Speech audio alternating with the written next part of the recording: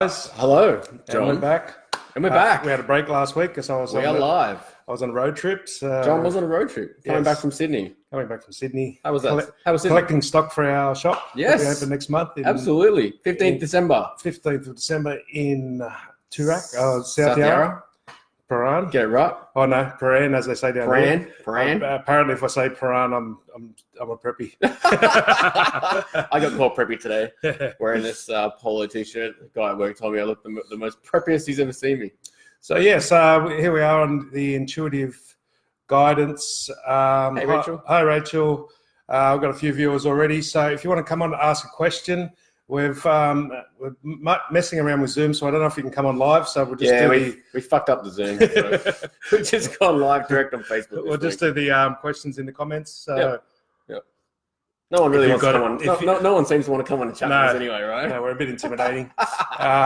So yeah, if you've got any questions, any symbolic, so the subconscious mind picks everything up, and that's what creates our life. So law of attraction works for our subconscious mind. So all of the things that we now call VIs, which is vain imaginings, which is our new way of saying it. So that loads up in the subconscious, just like in meditation. If you do a guided visualization, then the mind picks it up, and you can actually do exercises and training.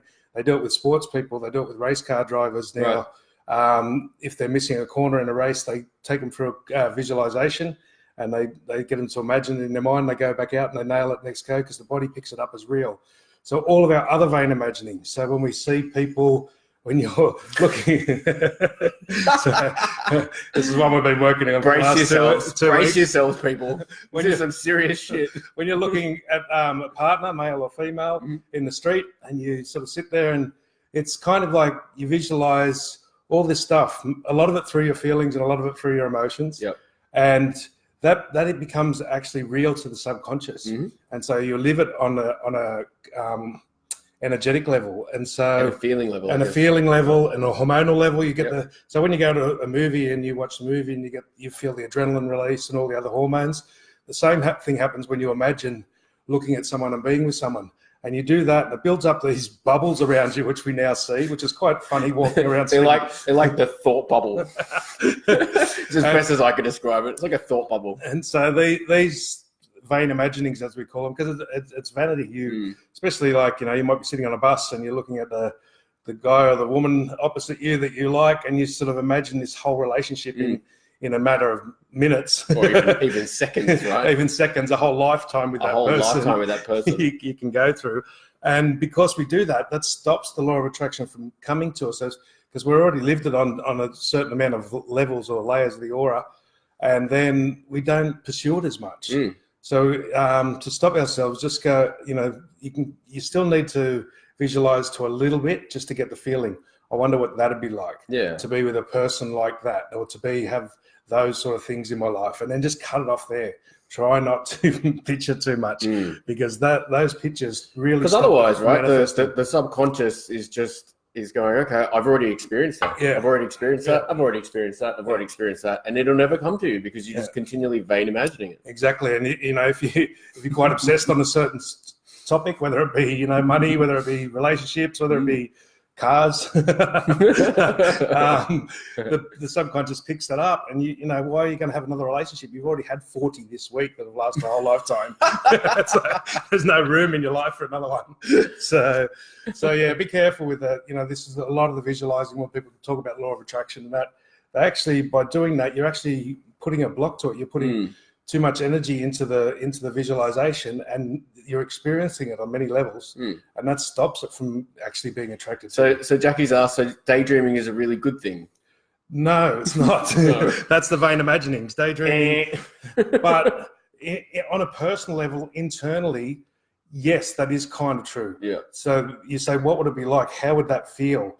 Turn the daydream inwards, and that version of you, say, how would that version of me feel? And turn it inwards. So as you catch yourself daydreaming, then just try and flip it around. So when you use your third eye and you look through your third eye, most people are very good at looking. When I teach meditation, they go out there and they travel out to the stars and all this stuff. Turn it around and go inside and see the world inside. And this is what really starts to turn around. So So yes, if you catch the daydream, cut it off and then turn it inwards. Yeah. Go, okay, so what does that version of me feel with that type of person?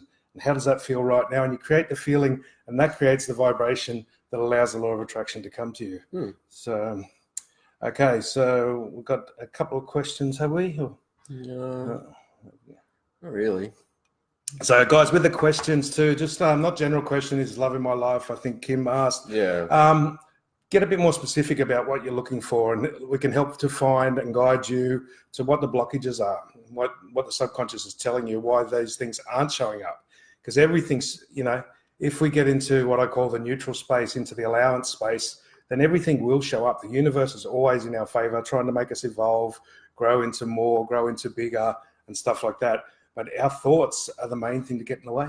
Our thoughts and our feelings and our emotions, they create pictures in our subconscious. So Jose's asking, so how can you manifest them? So exactly what I was just saying, Jose. You see something, and you say you can use the pictures. Say you see a Ferrari, which has been showing up in our place around our building quite a lot lately, a few different Ferraris and stuff. So you go, okay, so how would I feel? How would that make me feel when I'm in a Ferrari?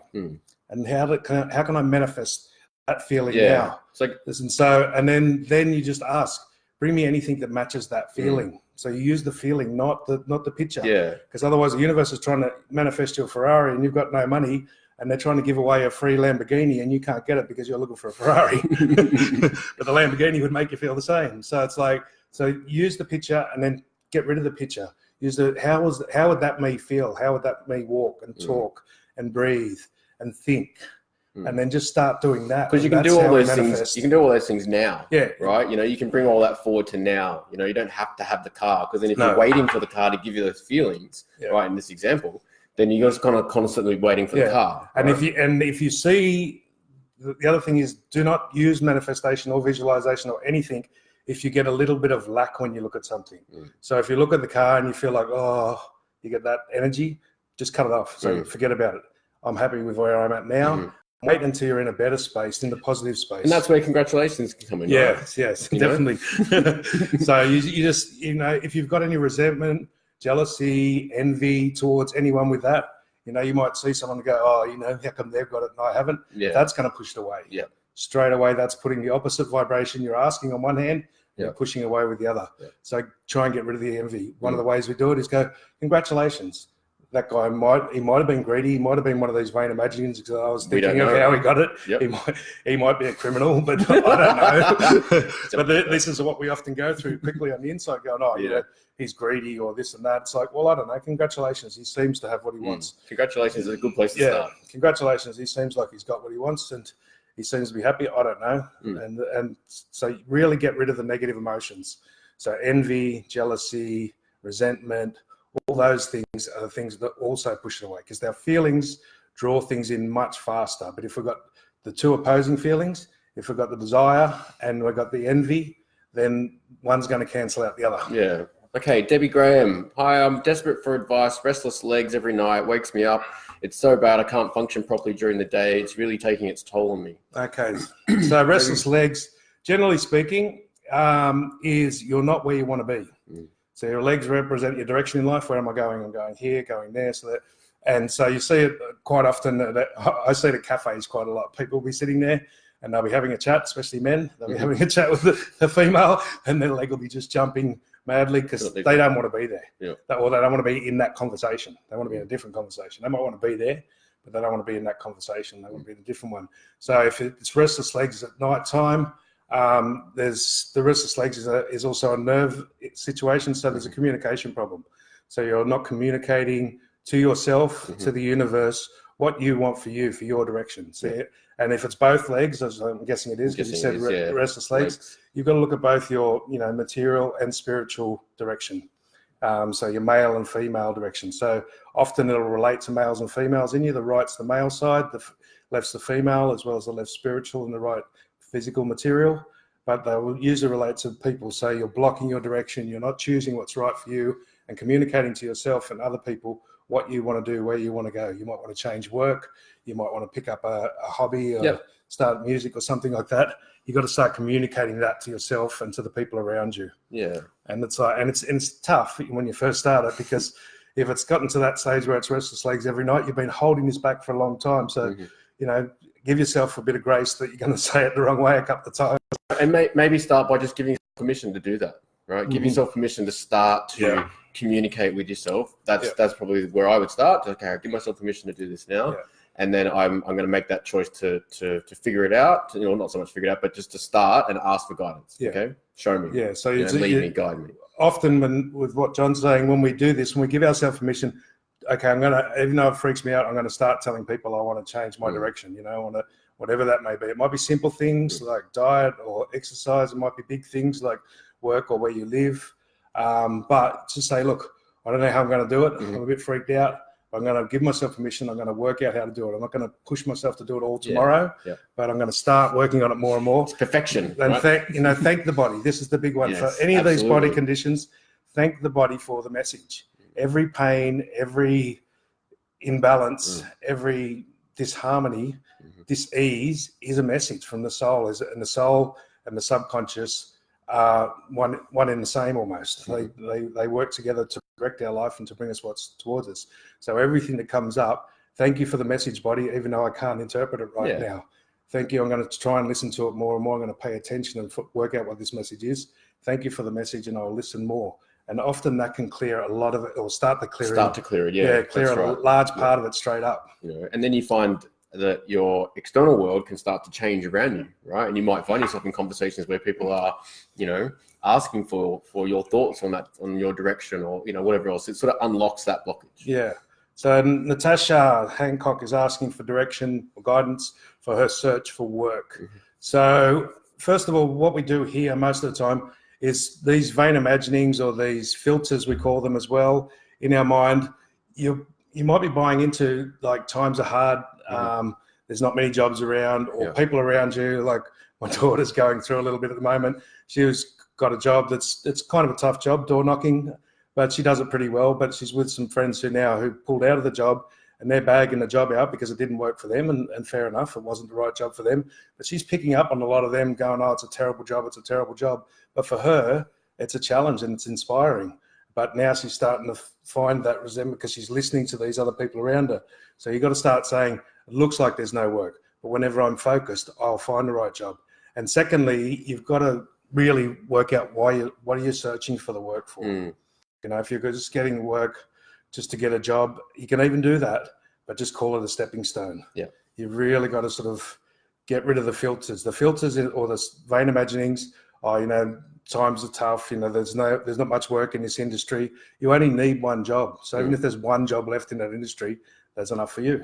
So it's but you got to change the program that's in your head. That's what I'm feeling like. You've listened to everyone. You've listened to people saying it's tough, and you take that on. The subconscious mind hears that because you believe it. You don't block it out. This is where we create our own reality. We don't all create our own reality by creating it directly. We create our own reality by ignoring our truth inside ourselves. By not listening to ourselves. Yeah, it seems hard, you know, but, you know, in the tough times, in the biggest money problem times in the world, it's when the most millionaires are created. There's more opportunity around when there's less money. But most people go, oh, I can't find anything. Okay. Jose's asked another question. Can I ask if I would be better if I moved back home with family? Give us another couple options. What other options have you got besides that one option, Jose? And then we'll go from there. Yeah. So when we ask these questions, I generally say ask 3 questions. So one is, do I go for this? Do I go for that? Or is there something else that I haven't thought of? So, and then we go, if it feels light. So when you ask these questions, so should I move home with my family? It's like, oh no, that feels all heavy. So I'm getting no. But Jose, that doesn't mean you don't move back near your family. It might be just one part of that that's wrong.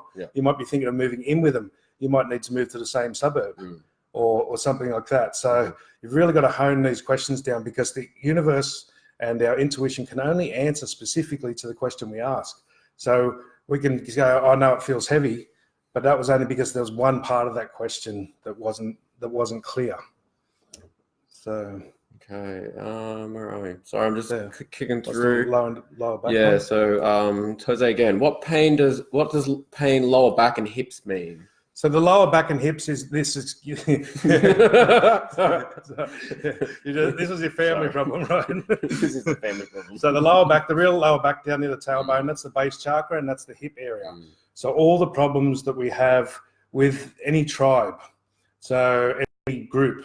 So if we've got a problem with Australians, they're a group. If we've got a problem with the government, the school system, our family, our close friends, that can get down anything above a one-on-one situation is a group. You know, you might have three friends, and that's a group. And you've got issues with them, and you're building up. And the pain is actually there to tell you that whatever you're thinking or feeling, that's usually what you're feeling, is not true. You're worried that they're going to judge you, or you're worried that it's not going to work out. The pain is actually there to tell you that it's not true. Or the other reason the pain is there is because, especially if it's in the bones, it's hip. Resentment. Resentment there, and if it's the left hip, that's resentment towards females, bossing you around, probably. Maybe mother or sister, maybe. Mother or sister or girlfriend or whatever. So if it's in the bone, there's a resentment build up, and because it's not that you don't blame them, because then they're going to get another problem, right? So this is not for blame people, please. This is not the blame game. Otherwise, you're just going to switch to resentment for blame, and you'll get then you'll get muscular problems and shit. So don't do that. But you've allowed it. You've allowed it by not listening to your own intuition, not stepping back when you need to step back, and this and that. So the resentment builds up, you know. So it's these emotions, these negative emotions build up. So guilt builds up in the muscles, resentment builds up in the bones, unbalanced communication and swearing and yelling at people builds up in the nervous system. Animation. Get a bit nervy there. So these things build up. So, and then all we have to do is go to forgiveness, ask for forgiveness and give forgiveness. This is the quick fix. You know, it's like, if you want to do it all in one day, you can become fully enlightened just by getting the full forgiveness. And if you work that out, please tell me, because I've been working on it. Please tell me how you can do it in one day, because I've been working on it for 20 years. So, but technically it is, and some people do. Yeah. Some people's lives, they get to the massive surrender point where they just literally let it all go. I've had healings where I've done that many times, but that's quite a tough way of doing it as well. Okay, Michaela Knox, what is your view on suffering from reflux? Oh, my favorite topic. I chuckled when I read that one. This is one of our I bet you did. So this is the one I still like. I only get it probably once or twice a day now for a few seconds instead of all day every day. But you can do the quick thing with reflux if you want to take care of the pH side of things, the pH balance. The stomach acid is low, and it's not shutting off the acid that burns the reflux in the esophagus is the lower intestinal acid. And when the stomach acid is not high enough, and if you take antacid, you make it lower and you keep exacerbating the problem, that it can't block it down. But that's to take care of the physical side. But the energetic side is digesting. You don't want to digest. So you get a thought or a feeling or an intuition hit, and you go, really, I didn't realize that person hated me so much, right? We're talking very personally. Guys, when we laugh, realize, please, we're always laughing to ourselves, because this comes up between the two of us. Yeah, keep in mind, like, we live and breathe this. This is all we talk about every day. And so we are constantly in communication about this. And every time someone comes on here, it's something we've been working through. It's just, that's why we laugh. But it sounds like we're laughing at the person. We're not laughing at the person. We're laughing at ourselves. We're laughing at ourselves. So the reflux is not wanting to digest it. So that's the simple, everything physical, if you just look at it really simply, basically, and then turn that into energy, into thoughts, feelings, or emotions, that's going to be your simple answer. So reflux is the digestive system's coming up, so you don't want to digest, you don't want to bring things down. So it's a thought or a feeling that you just had, and you're having constantly, that you don't want to digest. So either, shit, life's hard, and fucking I don't want to digest that. It could be anything. But the way that you fix it, similar to what John said before, is just start by going, okay, whatever that thought or feeling was I just had, I'm going to start digesting it. Just a little bit at a time, Just tell yourself it's in a talk. More and more, bit by bit, more and more, and just talk yourself, right? Just go, okay, I don't know whatever that was. Because the thought or feeling can flash through in really fast. Really fast. Because you've got so many of them going. And if you keep classing thoughts, feelings, and emotions are three different energies, then it could have been an emotion, which is one of the hardest ones to pick up. Yeah. You know, someone might have said something that triggered something about your kids or something else, and you don't want to digest that fact, and it's just, you don't want to digest it. It's like, and if it's a big one, start with the little ones, you know. So if you can catch it, if you can catch the thought, go, whatever that thought was, what was I just think? Oh, really? I don't want to digest that.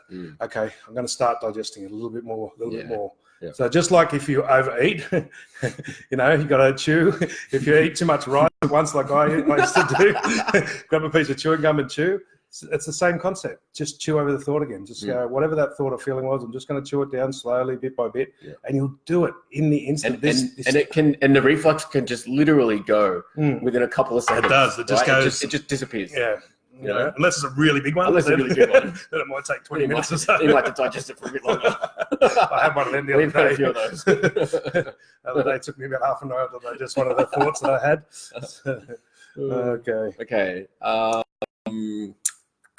Where are we? We don't really do any messages. There was sorry. One. Yeah. Just that big Angela, there we go. Hi guys, having a hard time healing from my sinus surgery, but unrelated issues. I got a bad virus with high temperatures, fast resting heart rate, yummy cramps. I'm assuming that's tummy cramps and gastro issues. I've never had yummy cramps myself, John. Well, if you get enough of them, I suppose you can turn them yummy after a while. But yeah, so these are all, Angela, these are all related to one another. They're one. So stick with the sinus because that's the one that's gone to the extreme because you've had surgery on it. Sinus is about breathing in life. And the sinus, this part of the face, the face or the head is a reflection of the chakras. So this nose area and the sinus and the high cheeks, this is all the heart area. You said something there about the heart as well, the fast resting heart rate. Fast resting heart rate. This is all not listening to your heart. Not speaking your truth, not coming from your heart, because you're trying to do too much for too many people, you know. And I think you've been on here a few times, Angela, and you're a chronic overhelper. Sorry. You're a chronic fixer. So it's going to be a hard one to stop. You just got to give yourself permission. Say, look, okay, I'm going to start enjoying my life. I'm going to stop. I'm going to resign as commander-in-chief of the whole universe. And I'm going to have to resign every day because I'm going to retake that job up every day. And I'll have to resign every day for a while and start just listening and trust that the universe is guiding everyone and I don't need to protect them all. And just, you know, push back your space and give yourself a little bit of space. You know, I'm pretty sure you had kids. I think you've mentioned kids before, Angela. Just trust that they're all divinely guided and just start going, okay, how do I breathe in life? And if you really want to help people, if you really want to help them, then you've got to do it for yourself. You know, there's no use. This is why we say we live and breathe this stuff. I can't talk about it. You know, I choke up. It actually literally blocks my throat. If somebody brings up a question and I'm not dealing with it or willing to deal with it right there in the moment, I choke and I can't speak about it. So it's like, but therefore, when you do it for yourself, when you give it to yourself first, then you've got something real to give to the other people. Otherwise, what you give them, even if they're not going to take it because you're not going to do it, they're not really going to take it on that well. So okay, that's it, Gloria. I give myself permission to find a partner. I love it. Yeah, I love it. Yeah, I love permission. Yeah. I've been doing a lot of giving myself permission on all kinds of stuff. So, it's incredible. And that giving yourself permission deletes some of those filters and some of those random imaginings we have. I give myself permission to find a chakra. I just read that. You're reading the next one. Getting ahead of myself here. I give myself permission and I give myself permission to be the good partner as well. Always remember both sides. Yeah. I give myself permission to find the perfect partner and I give myself permission to be the perfect partner. That's it. Use the divine masculine, feminine. You know, use that concept. The divine masculine, feminine, Father, Mother, Lord, God. You know, allow the universal law. The universal law makes everything grow better. Keeps the planet spinning around. It makes the forests grow.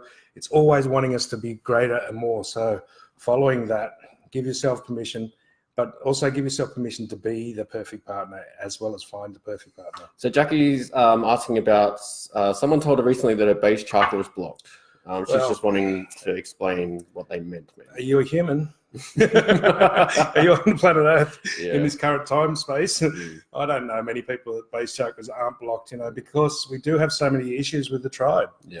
You know, people many years of tribal issues. They've got every different group or every different tribe is going to get caught up in the base chakra. So if you're judging any group, whether it's, you know, whether it's a country, whether it's, you know, these people or a race or a smaller group like a government group, all these judgments of any groups are going to get blocked up in the base chakra. And then you're also going to get, all your issues of not being able to be yourself because of the group. All the little filters we say that, I can't do that because, my exes and my kids don't like it, or blah, blah, blah. Again, I'm revealing myself here. So, and they're also base issues of safety, base issues of money. So the safety and security. So, and mainly survival, anything to do with survival. Yeah. So fortunately or unfortunately, I'm not sure, but in our day and age, survival in the Western world, at least, is closely tied to money. It shouldn't be, but if we haven't got money, we can't have shelter, because the basics is food, water, and shelter is the basic survival needs. And there, in the Western world, especially, or in any of the first world countries, is tied into money so much. So when our money's threatened, and when we get worried about money, we also get blocked up in the base chakra, because that's a survival thing. But the judgments of the groups are the ones. So there's two parts. There's one that's the energetic of what it generally describes. So the base chakra is survival. The navel chakra is pleasures. The solar plexus is about building and creating, like houses, businesses, and things like that. The heart is about creating ideas, concepts, art, like music, things like that. Throat chakra has got to do with power. But at the same time, if you look at them on a number level, so the base chakra has got to do with groups, anything to do around the navel chakra area, and base and navel are really tied into each other. These are all the issues we have with one-on-one. Any problems we've got one-on-one person, if we're fighting with somebody or we're disagreeing with somebody, the conflict we have one-on-one is going to get blocked up and block energy in the navel, as well as not doing the things that we find pleasurable. So, relaxing, having fun, playing, dancing. These are all the pleasures, as well as other pleasures of alcohol and that, if you like. And intimacies and stuff like that. All of those are going to block up, and one's going to lead to the other. So often when we've got a lot of blockage in the base chakra, it'll actually appear in the navel chakra. We'll get a lot of swelling around the belly area. When we're judging ourselves harshly, our solar plexus is going to get slammed. Oh, it does. Really bad, And this is that's one of my big ones that I've been working through. Actually, myself. Back to Simone, wasn't it? Simone, your sinuses and all your life, you judge yourself too harshly, as well as being that fix for everyone. You're judge, jury, and executioner. Angela Simone. You're judge, jury, and executioner of yourself. Give that up. Say, okay, let God. If God would judge, to give it up. If God would judge, let Him judge. Not that He would, but or she would. Father, Mother, God, as I say. So it brings in the both aspects. But these issues are going to get all the pleasures. The lower three chakras are all got to do with our soul. They got to do with this lifetime, and they got to do with pleasures and the people around us. So there's a lot of stuff there. Okay, so Jose's come back saying, I can move to another apartment, I can move back with my sister, or I can stay in my apartment. So the sister may be in the left hip. The sister's the resentment that's building up in the left hip. And it might not be her that's resentment. There's resentment because there might be the resentment because your sister's helping you. It could be she could be being really nice, and that's causing resentment because it's really showing you that you're judging yourself. Maybe maybe you're seeing her as more successful because she's offered you an opportunity to come live with her, or she brings up some other stuff from childhood that you can't even remember, but because she's your sister, it brings up these deep hidden memories of resentment of why you're not moving forward. For me, I'm kind of getting a move to another apartment. The other apartment. Out of those three options, a move to another apartment. But not back in with your sister. Whenever we say back, that's a good indication we shouldn't be doing it, because we always need to go forward in life. So this is the subconscious. Oh, do I go back there? It's like you can hear it in the voice. The tone of the voice changes when you say back there. Like, not that you spoke, but when you listen to people, you can watch their shoulders drop. You can watch their head drop. When it's something they don't really want to do, their intuition is guiding them. When it's something they do want to do, they lift up. Their shoulders will drop back a bit. Their face will lighten up. Their muscles will relax. This will all tell you straight away which is the better option. But you've got to have the right questions, because they can only answer until a certain level of awareness. The universe can only answer yes, no, or maybe. After that, you can get to the pace where they talk fully. That's a bit freaky at times. But yeah, at first using our tools that we've got on YouTube. Yeah, look, if it's light, it's right. If it's heavy, it's a lie. Yeah, cool. So, Jose said, "Oh wow, you're totally on point. I resent with my family for not being there for me when I got sick. Yeah. But now I'm feeling going back with them. So I think move forward. Yeah. So go forward, but move near them. Move near them, so that you can still, reignite the fan. You know? And also, when you start letting go of the resentment, which is one of the ones that I let go of a little while ago, and then you want to reconcile because they're not always ready to. So don't push that because that can cause a whole bunch of other problems. Just be willing to make it an offering, not a force feed. Yeah.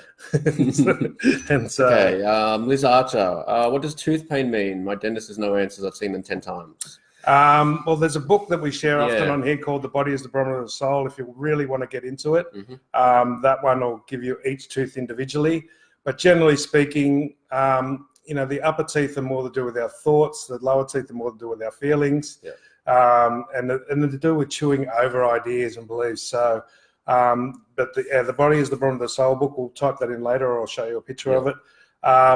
And that will cover each tooth if you really want to get down to the specifics and just ask the question. So if it's the left side, it's generally going to have to do with issues with females, and yourself being female, include yourself. If it's the right side, it's going to have issues to do with males. And it's about chewing over ideas, or maybe the opposite, chewing over ideas too much. Which is my issue. Was my issue. Fuck you. Wearing his teeth out from chewing over it too much. Chewing over it too much. And for me, it was not looking at all the aspects, in my future direction, my forward direction. Yeah. So the front teeth generally are more to do with your forward direction. Your molars are generally more to do with what you're doing in the day-to-day.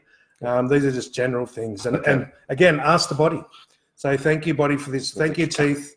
Thank you, body and teeth, for this message. Even though I don't know what it is, I'm going to listen more and more, and I'm going to try and work it out.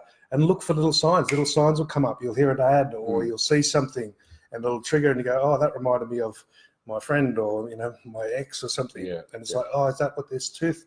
As soon as you ask it, the tooth will either get more or less painful when you hit the nail on the head. Yeah. You can talk to your body, right? Oh, yes. You can talk to your tooth. You can ask the tooth. It's like, thank you for the message. Thank you for the message. Even though I'm a bit slow today, can you clarify that message? I'm willing to work with the message. I'm willing to keep interpreting it and more and more. Ask the universe for a sign and pay attention. Yeah, always use the more and more.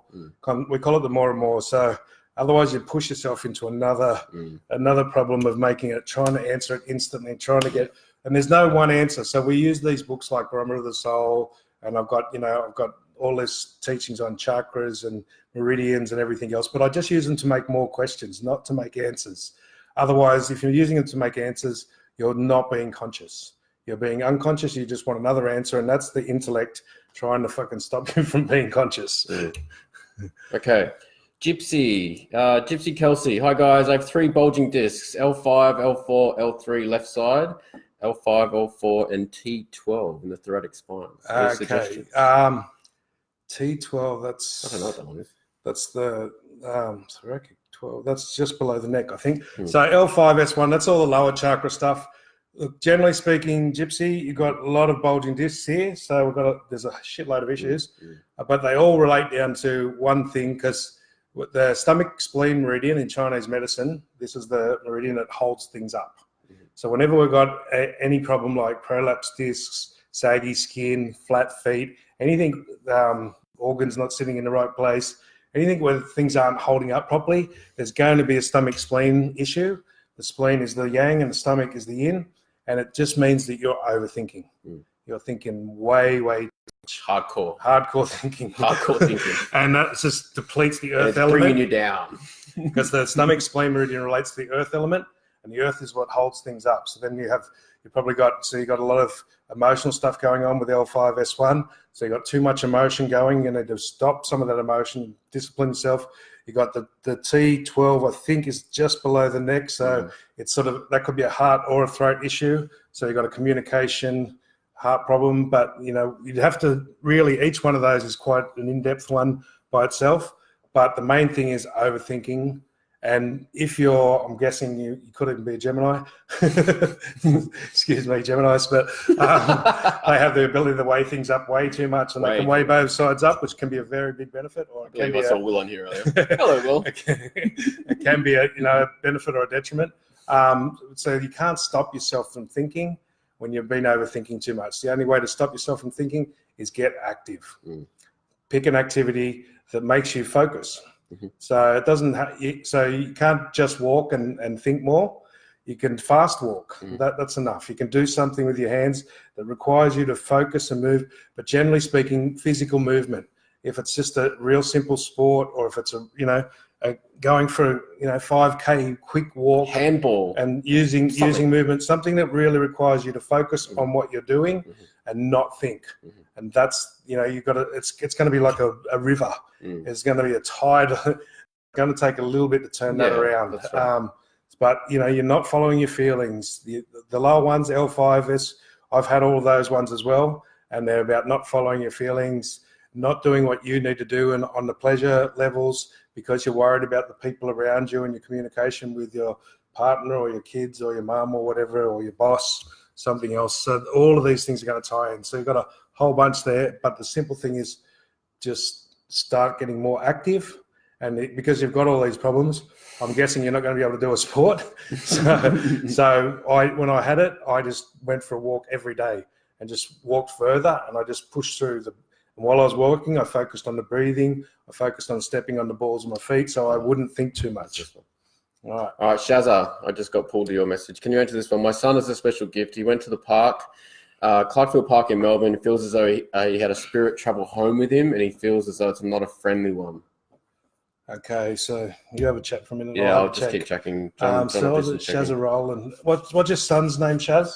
I'll just check. If you can just comment on his name, Shazza. It's his son. So is it Spirit? Yes. No, it's not Spirit. It's someone else. It's okay. Yes, this one's been around for me a bit today. I've had about 4 of them that I've been having issues with. So it is kind of a spirit, but what it is, there's disembodied. There's what we call an embodied spirit. So it's actually somebody who's seen him, and it might not have been somebody at the park. It could be somebody in another state who's thinking about him, a family member or a friend, but they think about you so intensely that their spirit comes and attaches to you. Heath. So Heath, it's like a spirit. It's somebody that's judging him. It could be a friend at school. Could be somebody that's judging him, but when they talk about you and judge you, some people don't realize they're doing this, and they actually send their spirit. And they've, like, I had fucking temple hammering today from 2 of them that I won't go into. But that it hits me so hard. It's like getting hit in the head. And if it's on the left side or the right side, it'll tell you if it's male or female. But it's someone. It can just, you can just. I'm just trying to think of the best technique for him. If he's got a gift. I'd say be autistic. So return to sender would be the best one. So because he'll be questioning it, which will keep it. How old is he, Shaz? So it's one of the things you can do is return to sender, which is one of the tools we've got on YouTube. You can just say, who does that belong to? And if it gets lighter, it gets less. Just say return to sender or piss off or whatever command works for you. And just push it out. The other one is, just get out of my space. It's like, because if it's a disembodied spirit like a ghost, or if it's a trickster, a joker, or a demon or something like that, there's a specific technique that we can do to get rid of it really quickly. But when it's a person, the more they think, they keep projecting. So this is why the Lord's Prayer, when it says, forgive us our trespasses as we forgive those who trespass against us. That's what that's referring to. Psychically and energetically. Okay, he's 36, so he's actually quite old. So if he's got a special gift, I'm guessing he's in the autistic range or something like that. So he's going to pick up shit way more than most people. He's actually in a one mind space. So the return to sender thing. Yeah, return to sender. Who does that is that yours? Who does that belong to? And if it gets a little bit less intense, just say use hand movements. Tell them to push it back. Say, get rid of it. Piss it off. Return to sender.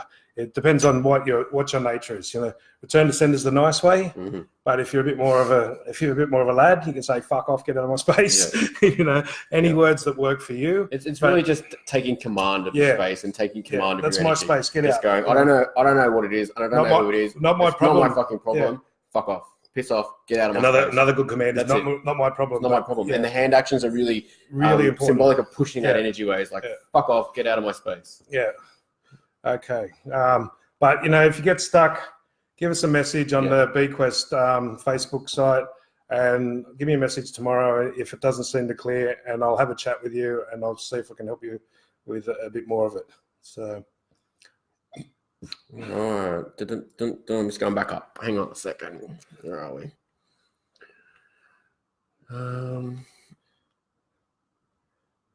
Rachel. Oh yeah, sorry, Rachel. That I was thinking about you today. So I will get onto you tomorrow. It's been a hectic 2 weeks because I ended up having to rush up to Sydney last week. So Rachel, I was really thinking about that today. I forgot all about it. Free reading I offered you.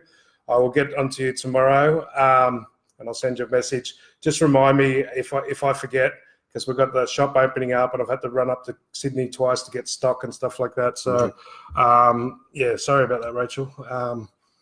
But yeah, I'll message you tomorrow. If not, just give us a message on the BQuest site or on here, and I'll get back to you, and I'll do it tomorrow or the next day. Okay. So where are we? Lots of thank you, guys. Thank you for all the thank yous, guys. Okay, about there. What's this? That was a tattoo. In my trust. I got my tattoos out today. So thank you, Angela. I have my favourite one here, which is Satori or Die, which is a samurai saying. He's not hiding from his tattoos today. About being in the zone. I've got my threefold here, the Father, Son, Holy Ghost tattoo. I have quite a few of them. I've got all my totem animals all over me. So there was another one down near the bottom, John. Yeah, there was one about this one, was it? Another Jose one? No. I don't know what that is. What's that? What? A Meridian. You know what that is? A Meridian? What's Meridian? What's Meridian? No. It might have been a word I missed. Okay, Melissa. Aside from all the headaches, do you have any advice for me, please? Yeah, so headaches are holding on to old limitations. So headaches mainly, I should say, not fully. So if it's at the back of the head, you're holding on to old limitations from the past, and you've got an issue with power issues if it's at the back of the head. So giving your power away, people, taking your power. If it's the front of the head, you're holding on to old limitations about moving forward. So it's your thoughts telling yourself why you can't do something, why you shouldn't do something, what can't be done, what can't, what I can't have, what I can't do. Or what other people can't have, what other people can't do. It's a lot of those types of thoughts that will cause it. So just think of something that's going on in your life that you keep telling yourself you can't do, or that it's not going to happen, or you got a problem with. It's like limiting thoughts, and they're limiting thoughts from old. They might have been true before. Yeah, they might have been true before. That's right. But they no longer apply. Yeah. So it might have been true before that you couldn't do something because you didn't have enough money, or you had too much responsibilities with children or something. Yeah. But now you've got to check and go, okay, but that doesn't apply anymore. And then headaches are a tricky one. So this is why we have our number one tool, right? If it's light, it's right. Because headaches, because they do create, a feeling of pain. We tend to jump to the conclusion that they're bad, right? And so what we would do is if we were to feel that kind of feeling of pain as we call it, we would just check, is that a positive? Like, is that a limiting belief, or something that I used to think was true that's no longer true, that I'm holding on to that it's trying to be released. So as you're asking all these questions that John's saying, feel it. Feel the headache. Ask these questions when the headache's there. Is this a limiting belief that I'm holding on to? Is this, the other one is entities, what we were talking about before. Yeah. Is this a spirit or an entity pushing on me? Because that one can cause pretty bad headaches too. Absolutely. Is it physical? Ask each one of these questions, and whichever one it is, the headache will get lighter. It'll get less. So if your headache's an 8 out of 10, and you hit the right, it'll go down to a 7 or a 6, or right down sometimes. But it will reduce a little bit when you hit the right question. So is this a physical blockage? Is this holding on to a old limitation, an old belief? Is this my wrong thoughts? is this an entity or some other external energy?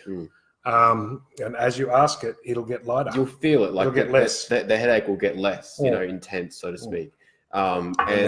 And always, you know, like we say, always thank the body for the message. You know, thank you for that message. You know, thank you for whatever this message is, even though I don't know and it doesn't seem like it. You know, don't go to believing this stuff fully, because then it doesn't work either.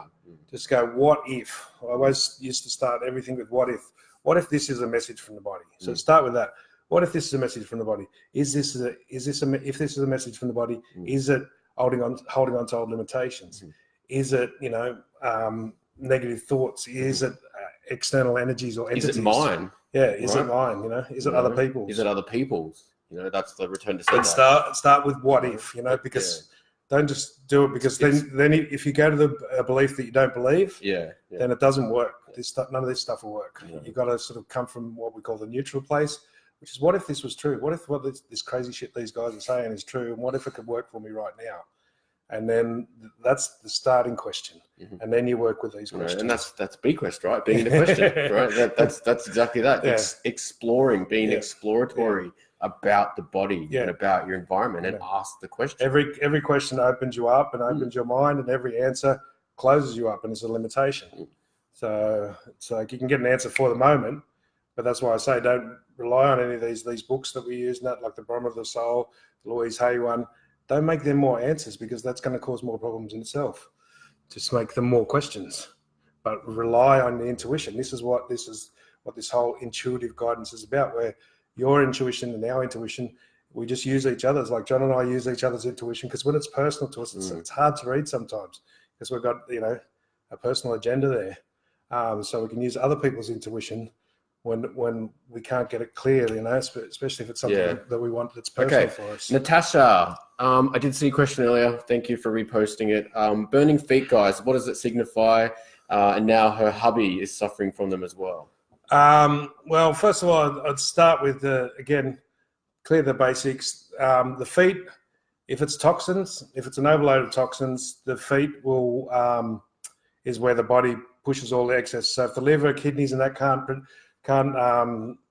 what do you call it? Clear cleanse it. Release it. Yeah, if it can't filter it, flush the toxins out, that's the word. If it can't flush the toxins, then it's got to store them somewhere. And what it does, it stores them the furthest away from the vital organs.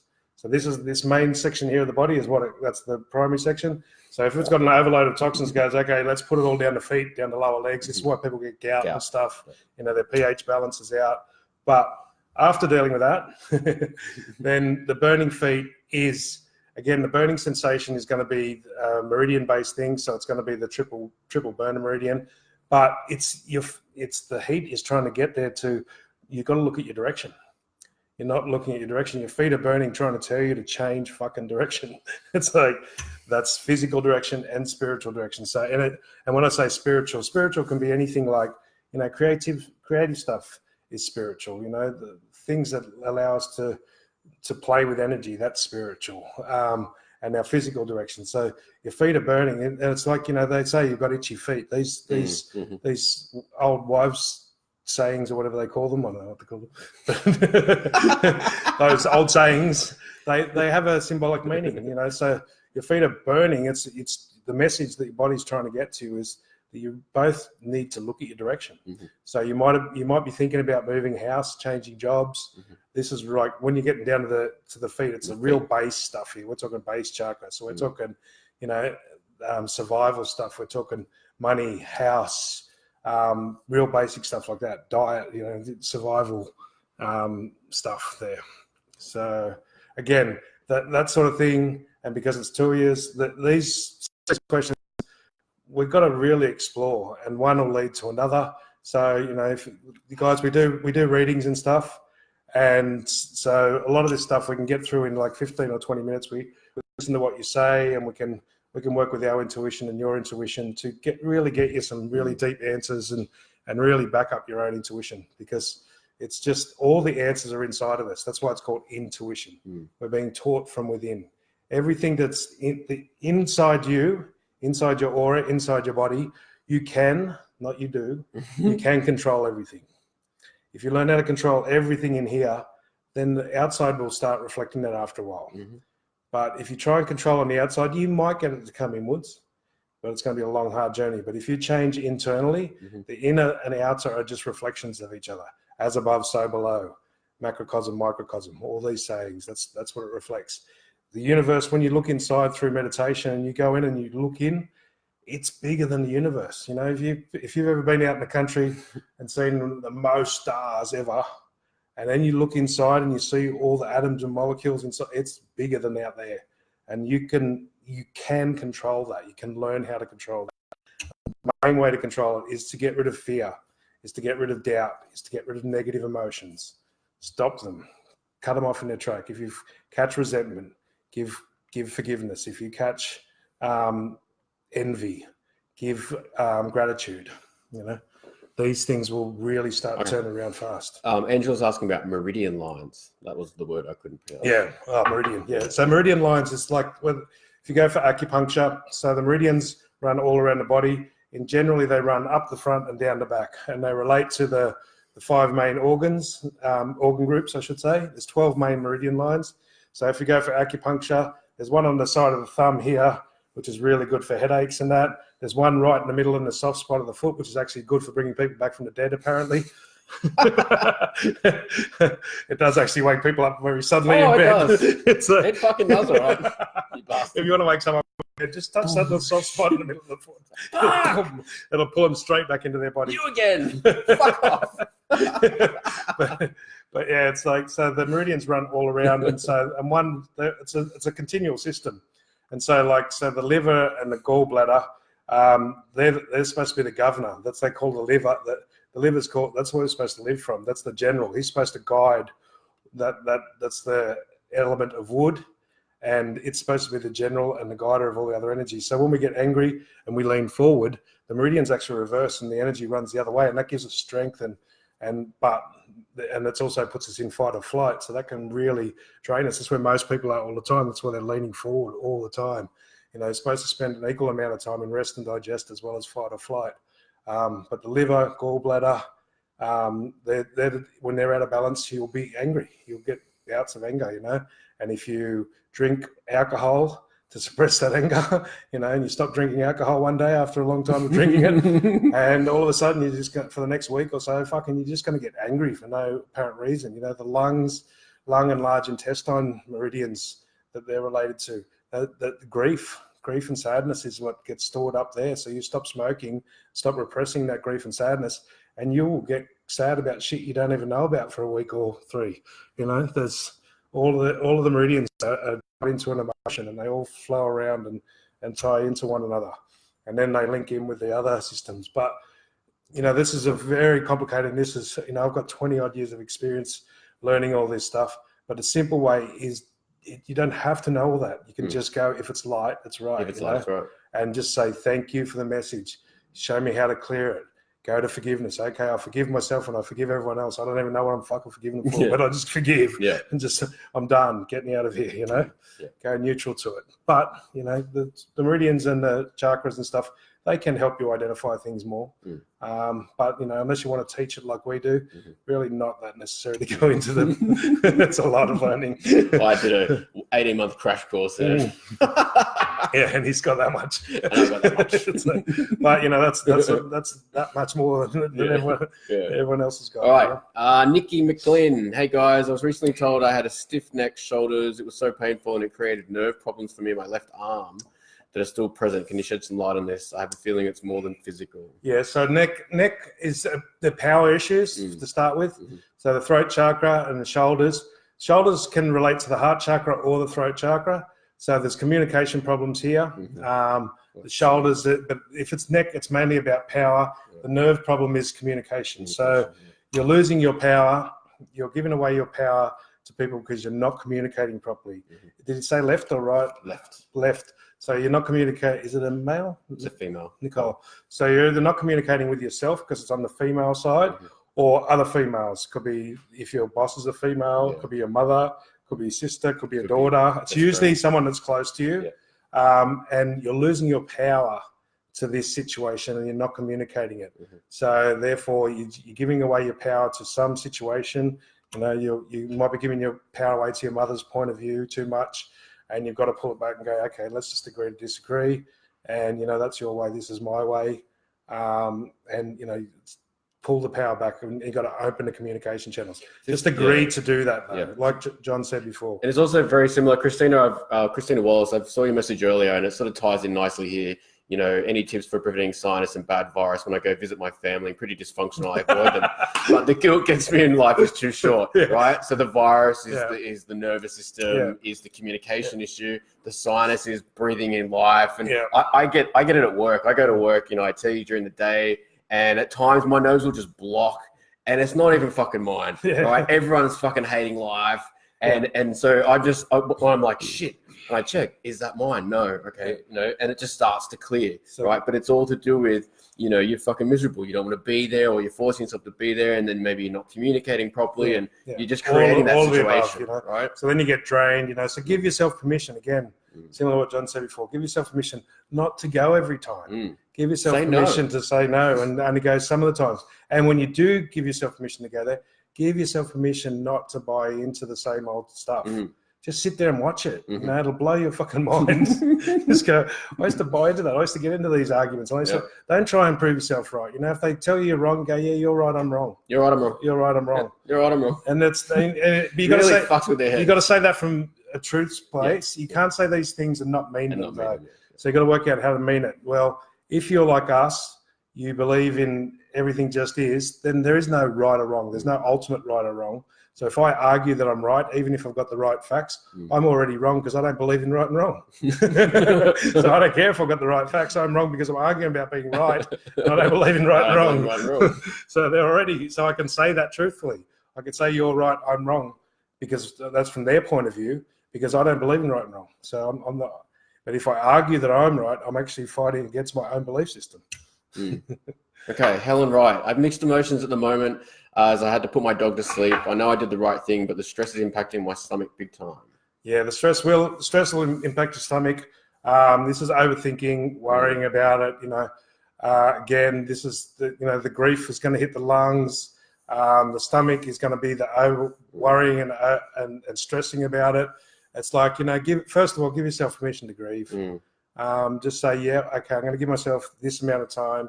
I give myself a month to just fucking feel bad. If it's that, you know, I'd say 6 months, you know, 2 years if it's a child, you know. It just depends on your category. But give yourself a bit of time to grieve, and also just give yourself permission to just go out and walk. You know, walk it out. You know, just don't be still in it. Don't sit in it, because that's going to really, really disturb the stomach. It's really going to affect the spleen and the stomach. And when the spleen gets affected, then your blood doesn't get cleansed and all of this stuff. And it's all about overthinking. So, you know, when you're feeling sad, just give yourself permission to be sad. Give yourself permission to just not talk to people, but go for a walk, you know. Just walk out the park and imagine walking with the dog. Talk to the dog while you're going for a walk, you know.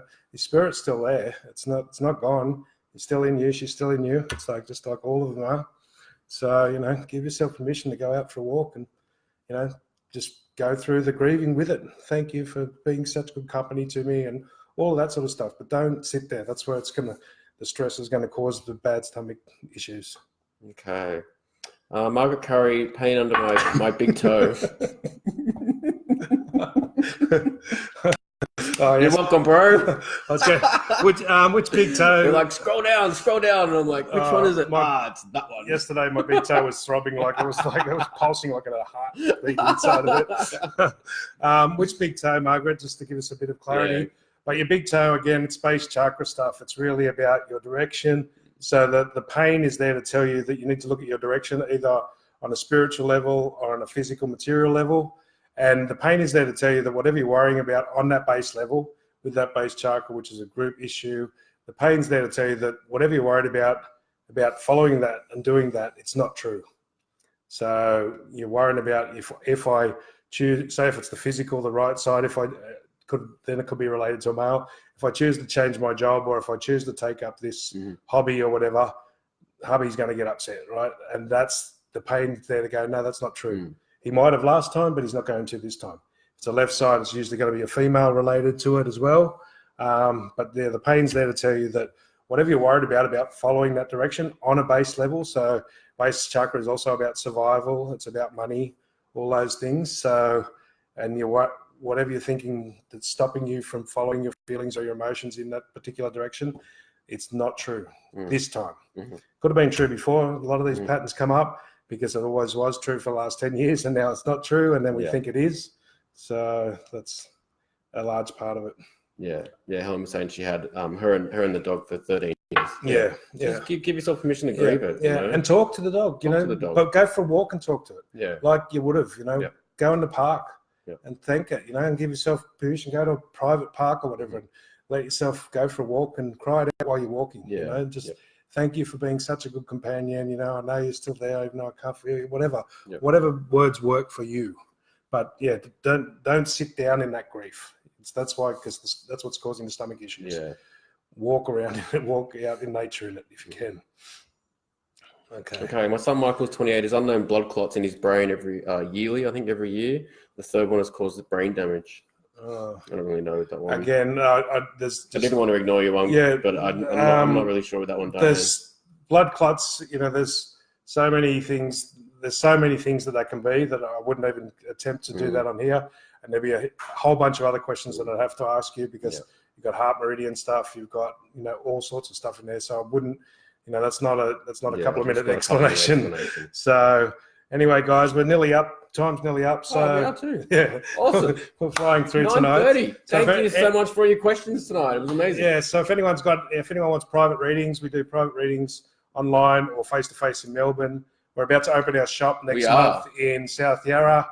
So we'll be running classes 2 nights a week there as well in Parana, South Yarra. And if you want a private reading, we can do it over Zoom or over the phone. And check out. I just posted a link to the booking page on our website. So jump on there. A couple of people had asked for that during the session tonight. Yeah. So get on there, send us a message, and we'll get in touch with you. Yeah. And the links are all at the top there. Check out our website and that. That book was called The Body is the Barometer of the Soul. I'll write that in the comments in a minute at the bottom here. So thank you, guys. Thank you, guys. Catch you next week. See you next week.